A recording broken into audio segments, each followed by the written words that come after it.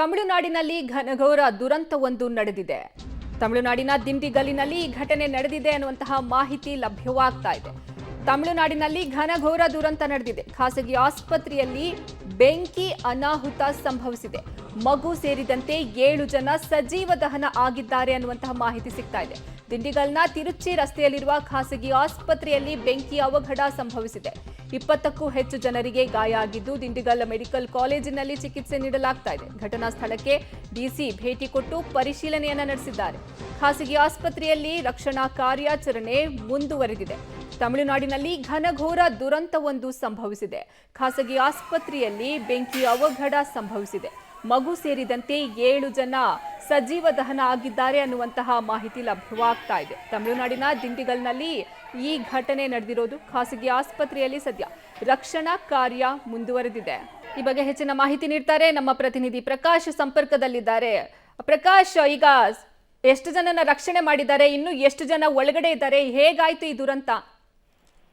ಮೇಲ್ನೋಟಕ್ಕೆ ಇದು short circuit ನಿಂದ ಈ ಒಂದು ಅವಘಡ ಆಗಿದೆ ಅಂತ ಹೇಳಲಾಗ್ತಾ ಇದೆ. ಈಗಾಗಲೇ 20 ರಿಂದ 30 ರೋಗಿಗಳನ್ನ ಈಗಾಗಲೇ ರೆಸ್ಕ್ಯೂ ಅನ್ನ ಮಾಡಿ ಅವರಿಗೆ ಚಿಕಿತ್ಸೆಯನ್ನ ನೀಡಲಾಗ್ತಾ ಇದೆ. ಇದರಲ್ಲಿ 7 ಜನ ಮೃತಪಟ್ಟಿದ್ದಾರೆ ಅನ್ನುವಂಥದ್ದು ಸ್ಥಳೀಯ ಜಿಲ್ಲಾಡಳಿತ ಅಧಿಕೃತವಾಗಿ ಮಾಹಿತಿಯನ್ನ ನೀಡಿದೆ. ಈಗಾಗಲೇ 1 ಮಗು ಸೇರಿದಂತೆ 7 ಜನರು ಮೃತಪಟ್ಟಿದ್ದಾರೆ.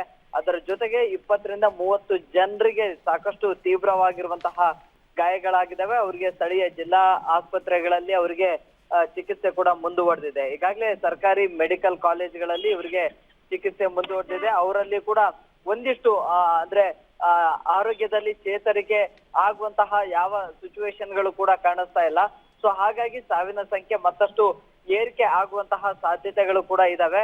ಆದ್ರೆ ಸದ್ಯದ ಮಟ್ಟಿಗೆ ಅಲ್ಲಿದ್ದಂತಹ ಒಂದಿಷ್ಟು ಜನ ಇದು ಶಾರ್ಟ್ ಸರ್ಕ್ಯೂಟ್ ಅಲ್ಲಿ ಮೊದಲು ರಿಸೆಪ್ಷನ್ ಆ ಪ್ರದೇಶದಲ್ಲಿ ಬೆಂಕಿ ಕಾಣಿಸ್ಕೊಂತು, ಆ ನಂತರ ಇಡೀ ಆಸ್ಪತ್ರೆಗೆ ಆವರಿಸ್ಕೊಳ್ತು. ಆ ಲಿಫ್ಟ್ ಇಂದ ಹೊರಗಡೆ ಬರೋದಕ್ಕೂ ಕೂಡ ಆಗ್ಲಿಲ್ಲ. ಅಲ್ಲೇ ಲಿಫ್ಟ್ ಅಲ್ಲೇ ಲಾಕ್ ಆಗಿದ್ರು. ಲಿಫ್ಟ್ ಅಲ್ಲಿ ಇದ್ದಂತವ್ರೆ ಮೃತಪಟ್ಟಿದಾರ ಅಂತ ಹೇಳಿ ಅಲ್ಲಿನ ಒಂದಿಷ್ಟು ಪ್ರತ್ಯಕ್ಷದರ್ಶಿಗಳು ಕೂಡ ಹೇಳ್ತಾ ಇದ್ರು. ಆದ್ರೆ ಘಟನೆಗೆ ನಿಖರವಾಗಿರುವಂತಹ ಕಾರಣ ಏನು ಅನ್ನುವಂಥದ್ದು ಗೊತ್ತಿಲ್ಲ.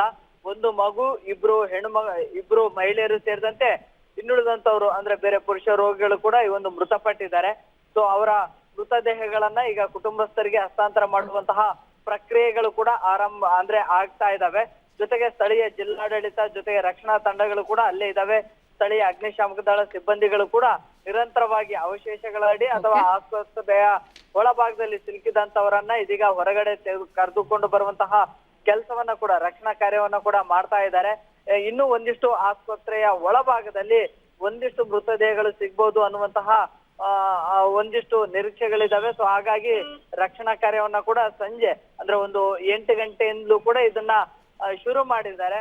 ಸೊ ಸಾವಿನ ಸಂಖ್ಯೆ ಮತ್ತಷ್ಟು ಏರಿಕೆ ಆಗುವಂತಹ ಸಾಧ್ಯತೆಗಳು ಕೂಡ ಇದಾವೆ. ಅರ್ಪಿತಾ, ಧನ್ಯವಾದ ಪ್ರಕಾಶ್ ನಿಮ್ಮೆಲ್ಲ ಮಾಹಿತಿಗಾಗಿ.